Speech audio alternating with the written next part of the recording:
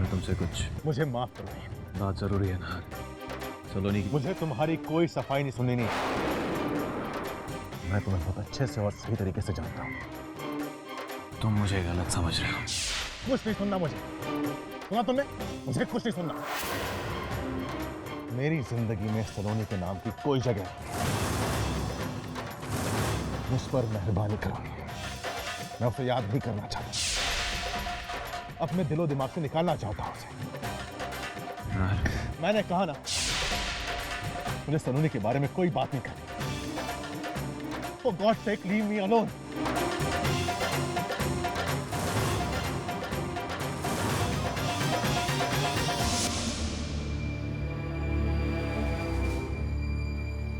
अरे यार, कितने पैसे हो आपके? 50 रुपए साहब।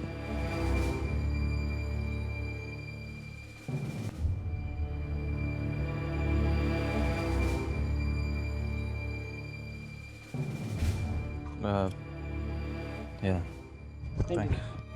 साहब, साहब आपका फोन। ओह थैंक यू बेटा। ये लो तुम्हारी बख्शीश। देख 10 रुपए। 10 रुपए तुम्हारे पास कहाँ से आए? वो साहब ने दिए। मैंने उनको उनका फोन लौटा है ना, इसलिए।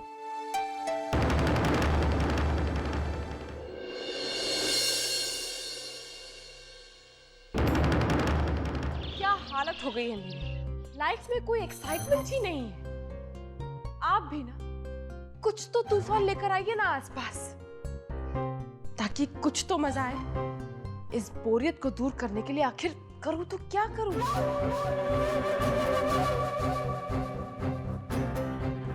यस,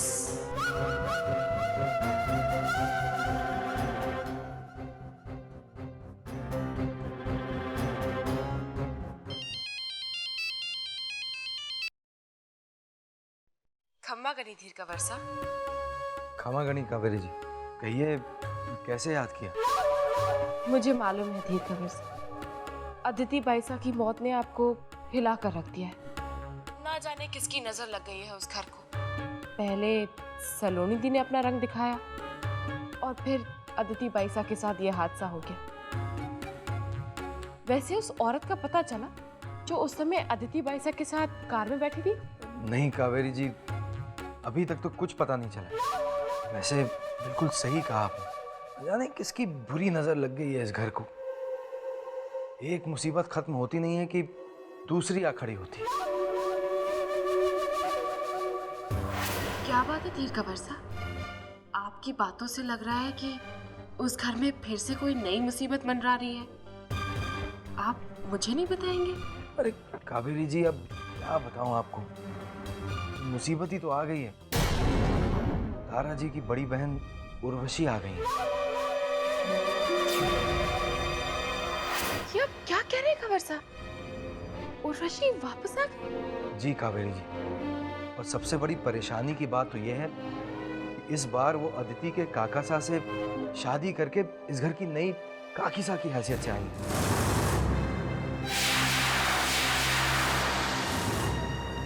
और हमारी काकी सा, उनका क्या? जी वो बेचारी तो आंसू बहाने के अलावा और कर भी क्या सकती है। ओह, बहुत दुख हुआ ये जानकर काकी सा के साथ कितना गलत हुआ। अच्छा मैं फोन रखती हूँ, बोला नहीं जा रहा, गला दर्द से भर आया है।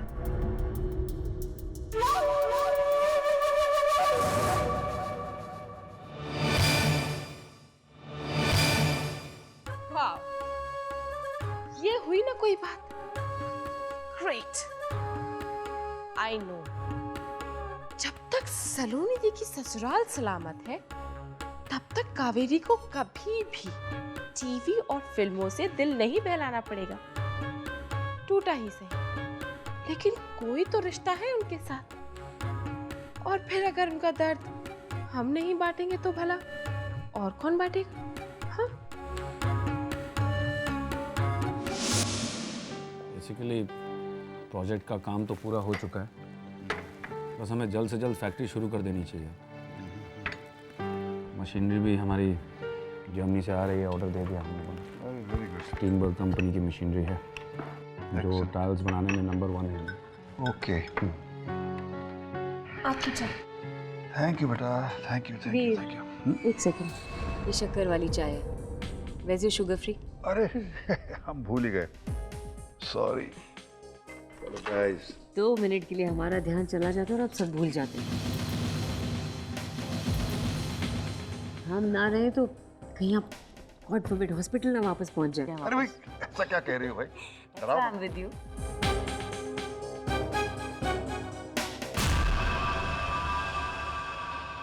वीर, क्या बात है, कोई परेशानी है? बहनी कोई परेशानी नहीं, क्यों? सब ठीक तो है। अगर सब ठीक है तो सबके चेहरे क्यों इतने उतरे हुए हैं?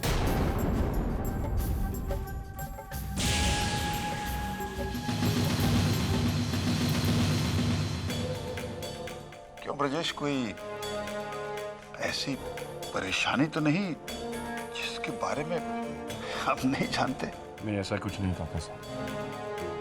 दरअसल क्या है कि अदिति के चले जाने से घर बहुत सूना सूना सा लग रहा है। सबके दिलों पर अपनी छाप छोड़कर चली गई वो। अब उसकी गैर मौजूदगी का एहसास इतनी आसानी से तो जाने वाला नहीं है ना। बिल्कुल ठीक कह रहे हो तुम बेटा। एक बेजान दीवार से जब तस्वीर हटा दी जाती है तो वो दीवार भी सूनी सूनी लगती है। इस घर से तो एक जीता जागता इंसान चला गया। वीर,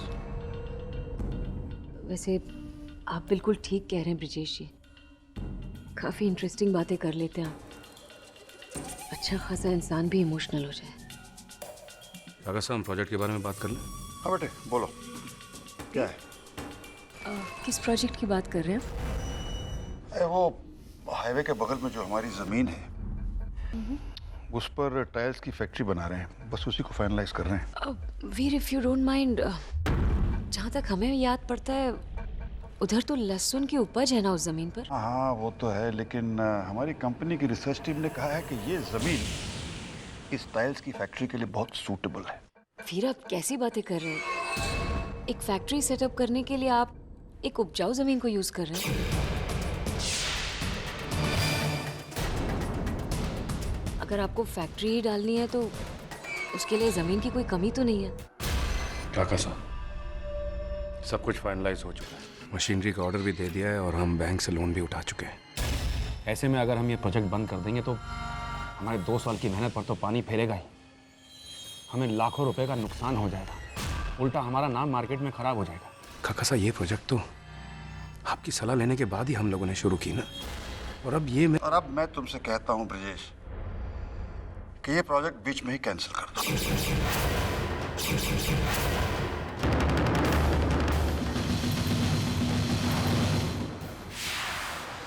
मुझे लगता है कि उर्वशी बिल्कुल ठीक कह रही है। और बेटे, जहां तक कंपनी को नुकसान का सवाल है तो उर्वशी के लिए हम थोड़ा बहुत नुकसान सहने को तैयार हैं।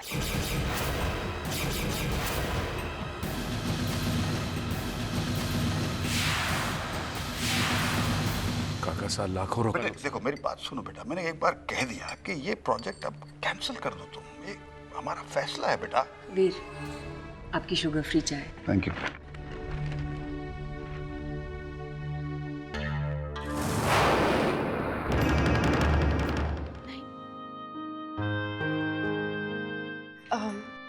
मम्मी जी, पापा जी, आपसे एक बात कहनी थी। हाँ बोलो कागज। बहुत दिन हो गए हम नाहर बन्ना के घर नहीं गए। वो लोग क्या सोचेंगे कि सलोनी दी के जाते ही हमने भी उनसे मुंह फेर लिया। सलोनी दी की वजह से हम उनसे नजरें मिलाकर बात करने के लायक तक नहीं रहे। और रिश्ते इस तरह से थोड़ी ना खत्म हो जाते। सुख दुख में तो रिश्तेदारी काम आते हैं ना।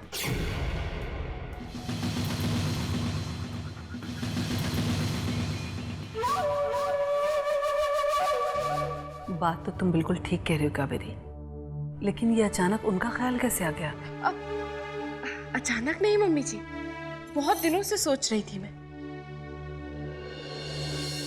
उनके घर में अदिति बाईसा की मौत को लेकर अभी भी दुख होगा। हम वहां जाकर दो बातें करेंगे तो उनका दिल भी हल्का हो जाएगा।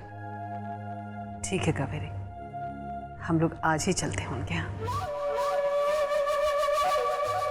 हाय, आज तो फुल एंटरटेनमेंट होने वाला है।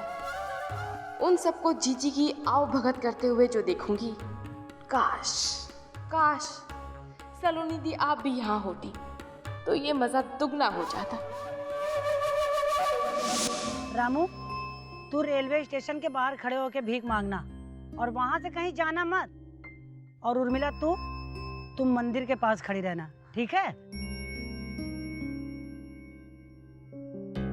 रघु, ये कौन सी जगह है और वो औरत कौन है? ये चंदा बाई है। हम सबके रहने खाने की सारी देखरेख यही करती है। ये तेरे लिए भी कुछ ना कुछ इंतजाम जरूर करेगी। देखो चंदा बाई, मैं किसे लेकर आया हूँ। कौन है ये? क्यों लेके आया इसे? काम के लिए चंदा बाई। इसका नाम सलोनी है। सलोनी? काम करेगी तू? काम? हाँ काम। कभी रेलवे स्टेशन पे खड़े होके, कभी मंदिर पे खड़े होके और कभी सिग्नल पे खड़े होके भीख मांगने का काम। नहीं नहीं, मैं भीख नहीं मांगूंगी। मेरे पापा कहते हैं भीख मांगना अच्छी बात नहीं है। बोल तो ऐसे रही है जैसे धन्ना सेठ की राजकुमारी हो। ए रघु, क्यों लेके आया इसे? अब आपके पास ना लाता तो और किधर लेके जाता? लगता तो अच्छे घर की है। तेरे बाप का नाम क्या है? पापा। पापा। और माँ का? मम्मी। चल टेंशन मत ले, मैं तुझे खाने को भी दूंगी और रहने को भी दूंगी। तू इस रघु के साथ जाके बैठ, बाकी मैं सब संभाल लूंगी। बोल, मंजूर है? ठीक है रघु, चौक वाले सिग्नल पर जा और वहां बैठ। तू इसको संभाल, रात को आकर मिलना, ठीक है?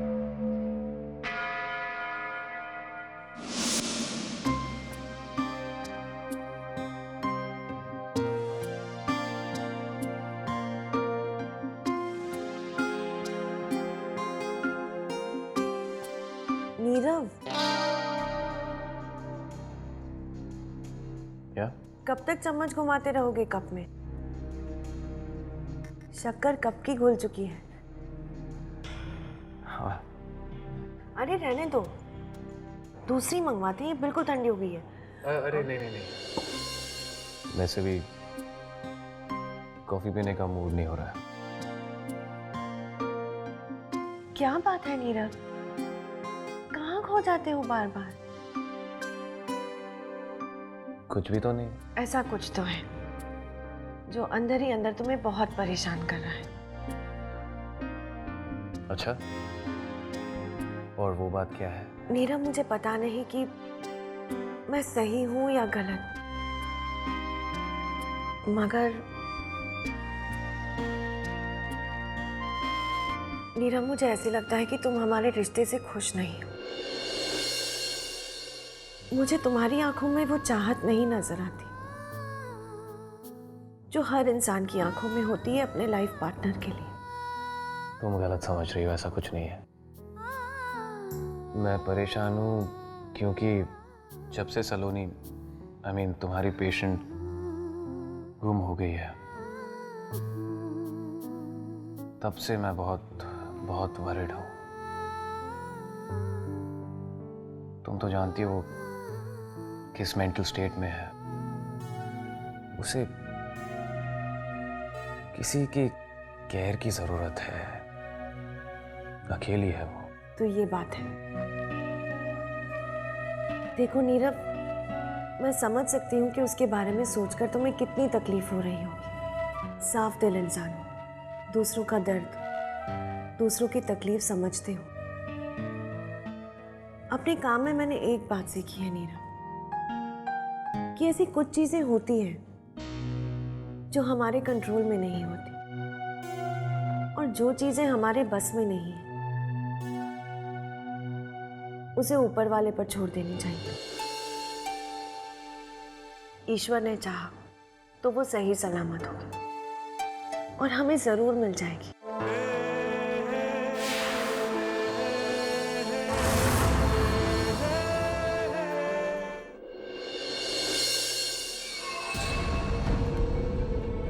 वीर, आई थिंक आपके लिए सूप ही बेस्ट है। इनफैक्ट आप क्या, हमें तो लगता है हर किसी को थोड़ा बहुत हेल्थ कॉन्शियस होना चाहिए। आपकी फैमिली ना हर वक्त कुछ ना कुछ चटर पटर खाती रहती है। लगता है हमें इनकी आदत सुधारनी पड़ेगी। हम सोच रहे कि हम घर के सर्वेंट को बोल दें कि अब से हमारे मुताबिक ही खाना बनाए।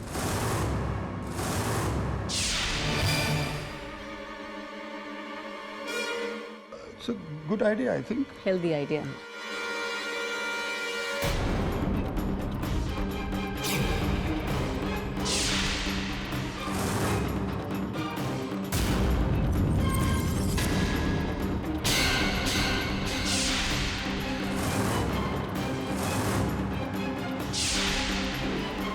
गॉड, ये यहाँ कहाँ से आ गई? अगर वीर के सामने इसने अपना मुंह खोल दिया तो तब तो गड़बड़ हो जाएगी। खम्मा घणी ब्रजेश जी।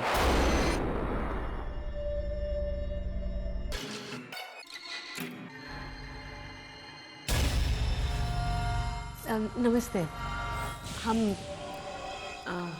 हम ठाकुर वीर सिंह जी की पत्नी हैं। इनकी नई काकी सर उर्वशी नाम है। लेकिन आप तो आई एम सॉरी, हमने आपको पहचाना नहीं। उर्वशी जी, हम सलोनी दी के मायके वाले। आपने हमें नहीं पहचाना? ओह अच्छा, आई एम सॉरी। दरअसल आपसे पहले कभी मुलाकात ही नहीं हुई है तो पहचानेंगे कैसे?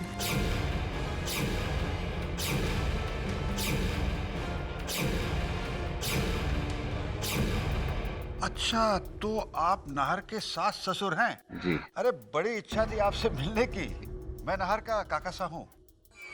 वीर, हम तो भूल ही गए थे, आपका ब्लड प्रेशर चेक करने का टाइम हो गया है। उर्वशी, ब्लड प्रेशर बाद में चेक करेंगे। अब मैं अपने समधी के साथ बैठ के कुछ बातचीत करना चाहता हूँ भाई। वीर, बातें होती रहेंगी पर ब्लड प्रेशर लेना बहुत ज़रूरी है, वक्त नहीं निकलना चाहिए। भाई अगर आपने कह दिया कि ज़रूरी है तो फिर ज़रूरी है। मैं माफ़ी चाहता हूँ, मैं थोड़ी देर में। एक्सक्यूजेस। जी कोई बात नहीं।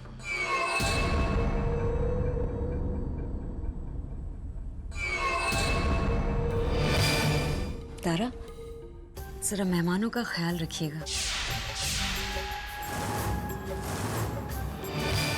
और इन्हें हमारे और वीर के बारे में जरा अच्छी तरह से बता दीजिए।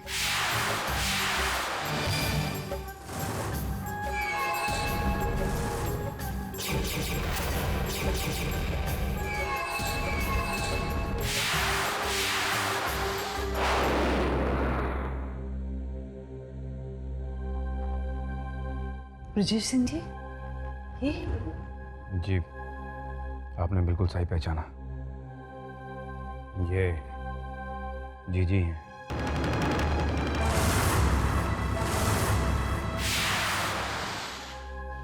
देखिए, हमारा बच्चा अभी भी जीजी के कब्जे में है। वो उसी का फायदा उठा रही है।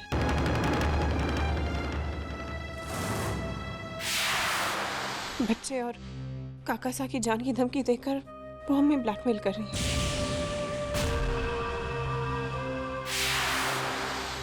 इसीलिए हमारा भी मुंह बंद है। हम काका सा से उनके बारे में कुछ नहीं कह सकते, नहीं तो वो मेरे बच्चे की जान ले लेगी।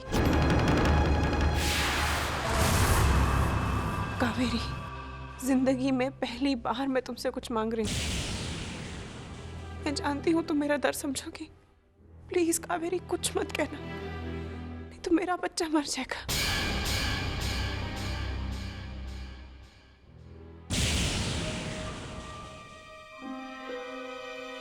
तारा भाभी साहब, माना कि मुझ में लाख बुराइयां हैं, लेकिन मैं इतनी पत्थर दिल नहीं हूं कि एक माँ की ममता को ना समझूं। आप बिल्कुल चिंता मत कीजिए, आपके बच्चे को आंच भी नहीं आएगी। Thank you.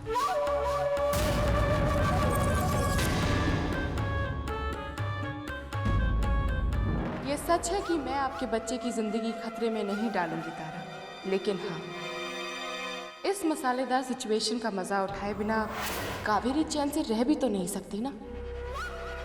इस घर के लोग भले ही उर्वशी से डरते हैं, लेकिन इस उर्वशी के दिल में मेरा डर होगा।